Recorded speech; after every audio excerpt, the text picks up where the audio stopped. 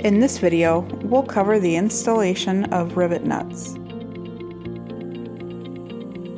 The parts you will need are rivet nuts, and the tools you will need are a Rivnut Tool, Mandrel, 2564 drill bit mounted in a drill.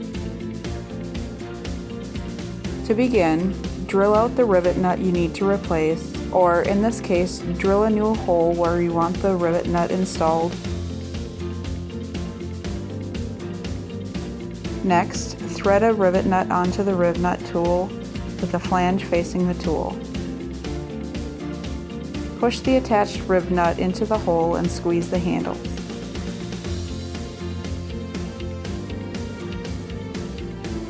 Remove the tool from the rivet nut. Repeat as necessary.